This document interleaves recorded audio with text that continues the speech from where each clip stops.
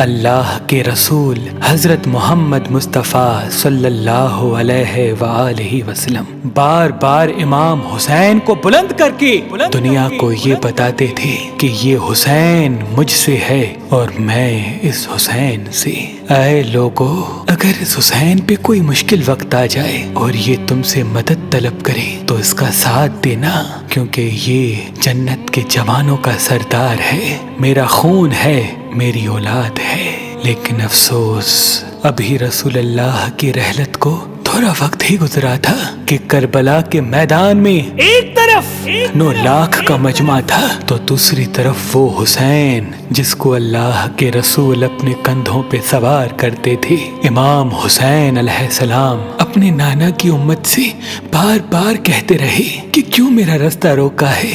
اے لوگو، پہچانو، میں تمہارے نبی کا نواسا ہوں۔ کیوں 3 دن سے میرے بچوں کو پیاسا رکھا ہے؟ کیوں میرے عزیز و اقارب کو شہید کیا ہے؟ بتاؤ، کیا میں نے رسول اللہ کی شریعت میں ترامیم کی ہے؟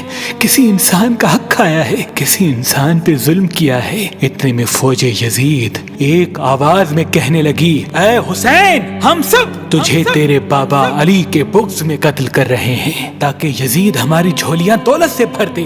امام حسین نے فرمایا، اے لوگو، آج جس اسلام کا علم تمہارے ہاتھوں میں بلند ہے، یہ علم میرے بابا علی نے بلند کیا، مت بھولنا۔ خیبر و خندق میں اگر علی نہ ہوتے تو اسلام کی فتح ناممکن تھی۔ وہ علی جس نے پوری زندگی اسلام کی تبلیغ کی، حق کو بلند کیا، رسول اللہ کی حفاظت کی، آج اس علی کو یہ اجر دے رہے ہو۔ اے لوگو، بتاؤ، اللہ کے رسول نے بار بار میرے بابا علی کا ہاتھ بلند کر کے فرمایا تھا کہ جہاں حق ہوگا وہاں علی ہوگا، جہاں علی ہوگا وہاں حق ہوگا، اور آج اس علی اور اولاد رسول کو یہ اجر دے رہے ہو۔ اتنے میں یزید کی فوج کے سپہ سالاروں نے دیکھا کہ کہیں فوج میں بغاوت نہ ہو جائے۔ اے شمر، کیا دیکھ رہے ہو؟ حملہ کرو۔ بس لاکھوں کی فوج نے جب رسول اللہ کے نواسے پہ حملہ کیا، امام حسین علیہ السلام نے اللہ کا نام لیا اور ذوالفقار کو نیام سے نکالا۔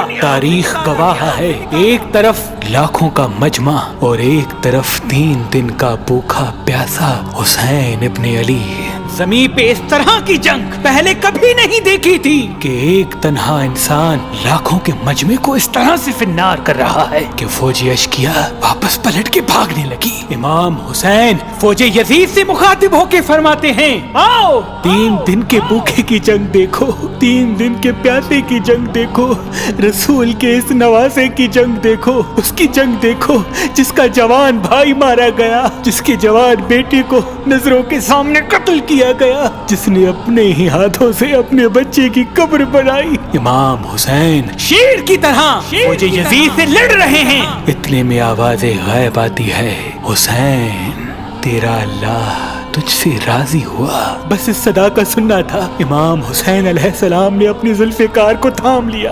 اتنی میں عمر بن سعد کہتا ہے، شمر، کیا دیکھ رہے ہو؟ یہ علی کا شیر ہے، اس کو مات دینا ناممکن ہے، جاؤ خیموں کو آگ لگا دو۔ بس کچھ ظالموں نے بیبیوں کے خیموں کو آگ لگا دی اور کچھ امام حسین کو دور سے تیر مارنے لگے۔ امام حسین کبھی بیبیوں کے خیموں کی طرف بڑھتے ہیں، کبھی فوج کی طرف جاتے ہیں۔ عمر بن سعد اور شمر نے فوج کو 4 حصوں میں تقسیم کر دیا اور یہ کہا کہ کوئی بھی حسین کے قریب نہ جائے، جس کے پاس جو چیز ہے وہ دور سے حسین کو مارے۔ جس کے پاس نیزہ تھا اس نے نیزہ مارا، جس کے پاس تیر تھے وہ تیر مارتا رہا، جس کے پاس برچیاں تھی وہ برچیاں مارنے لگا۔ تاریخ نے لکھا جس کے پاس مارنے کے لیے کچھ نہ تھا وہ کربلا کی گرم زمین سے مٹی اٹھا کے امام حسین کی طرف پھینکتا رہا۔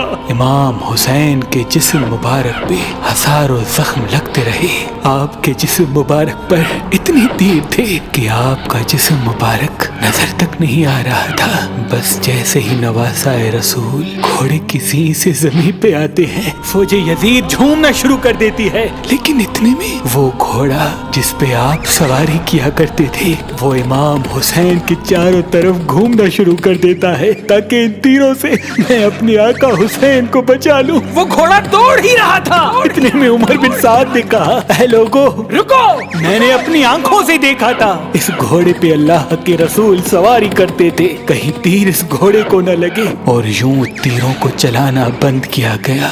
अफसोस है उन लोगों को उस घोड़े का तो एहतराम मालूम था जिस पे रसूल अल्लाह सवारी किया करते थे, लेकिन उस हुसैन का एहतराम भूल चुके जिनको अपने कंधों पे सवार करके उम्मत को दिखाया करते थे। बस इमाम हुसैन अलैहिस्सलाम ज़मीन करबला पे अपना सर रख के अल्लाह का शुक्र कर रहे हैं और वहाँ फौजी यजीद के मुख्तलिफ सिपाही इमाम हुसैन का सर काटने के लिए करीब आते हैं। जो भी करीब आके इमाम हुसैन के सर को देखे तो उसे इमाम हुसैन के चेहरे में रसूल अल्लाह का चेहरा नजर आए और वो चीख के दूर चला जाए। इतने में शिमर कहने लगा, ये काम मुझसे ही होना है। जैसे ही शिमर ने खंजर इमाम हुसैन के गले पे रखा तो वो देखे इमाम हुसैन के लब हिल रहे हैं। उसने सोचा, हमने हुसैन का पूरा खानदान कत्ल कर दिया, 3 दिन तक हुसैन के बच्चों को प्यासा रखा, शायद हुसैन हमें बद्दुआ दे रहे होंगे। सुनने के लिए कान करीब करे तो क्या सुने, इमाम हुसैन अलैहिस्सलाम अल्लाह की दरबार में अल्लाह की नेमतों का शुक्र कर रहे हैं कि ऐ अल्लाह तेरा शुक्र है कि इस अजीम इम्तिहान के लिए तूने इस हुसैन को चुना। इतने में इमाम हुसैन ने आंखें खोली और शिमर से कहा, ऐ शिमर, क्या तू नहीं जानता मैं रसूल अल्लाह का नवासा हूँ, जन्नत का सरदार हूँ, हक पे हूँ, बेजुर्म हूँ। शिमर ने कहा, हाँ मुझे मालूम है। फिर आपने फरमाया, तो क्यों कत्ल कर रहे हो? शिमर ने कहा, ताकि यजीद मेरी झोली दुनियावी दौलत से भर दे। बस ये कहते कहते शिमर इमाम हुसैन का गला काटता रहा और फौजी यजीद मुसलसल झूमती रही। इमाम हुसैन के सर कलम होने के बाद सादात को लूटा गया। इमाम हुसैन के सर मुबारक को नोके सिना पे बुलंद कर दिया। बीबी सकीना को तमाचे मारने लगे। रसूल अल्लाह की नवासियों के सरों से चादर को लूट लिया और इमाम हुसैन के जिस्म मुबारक की तौहीन करने लगे। तारीख ने लिखा, इमाम हुसैन के जिस्म पर जो जो चीजें थी उनको लूटने लगे। इतने में एक शख्स इमाम हुसैन के जिस्म के करीब आया। इमाम हुसैन के हाथ में एक अंगूठी पहनी थी, उतारने की कोशिश की, ना उतरी। वो उंगली काट के अंगूठी ले गया। आपके जिस्म मुबारक को रस्सियों से बांध के करबला की गर्म जमीन पे इधर से उधर फिराया गया। इतने में उमर बिन साद ने कहा, ऐ शिमर, हुसैन और उसके साथियों की लाश का वो हश्र करते हैं कि रहती दुनिया तक कोई भी यजीद के खिलाफ आवाज न उठाए। सबके जिस्म से सरों को काट लो और सबकी लाशों को पामाल कर दो। जमीन करबला गवाह है, कहीं से कोई कबीला उठ के आता है और कहता है कि हम हुर की लाश को पामाल होने नहीं देंगे। कहीं बीबी उम्मे लैला का कबीला आके कहता है कि हम अली अकबर का लाशा पामाल होने नहीं देंगे। कहीं बीबी रुबाब के कबाइल के लोग कहते हैं हम अली असगर का लाश पामाल होने नहीं देंगे। एक एक शहीद की लाश पामाल होने वाली जगह से हटाई गई। तारीख गवाह है, सिर्फ रसूल अल्लाह का अकेला नवासा करबला की गर्म जमीन पे पड़ा रहा और मगरिब के घोड़े मशरिक की तरफ, मशरिक के घोड़े मगरिब की तरफ दौड़ते रहे। इमाम हुसैन का जिस्म पामाल होता रहा। इमाम जाफर सादिक अलैहिस्सलाम फरमाते हैं, मेरा सलाम हो मेरे उस गरीब दादा पर जिसकी लाश को इस तरह से पामाल किया गया कि उनकी दाईं पसलियां बाईं पसलियों की तरफ चली गई और बाईं पसलियां दाईं पसलियों की तरफ चली गई, जिनका सीना और पुश्त एक साथ हो गया। सलाम हो मेरे उस बेवतन दादा हुसैन पर जिनके जिस्म मुबारक के टुकड़ों को जमीन करबला पे बिखेरा गया। सलाम हो, सलाम हो, सलाम हो।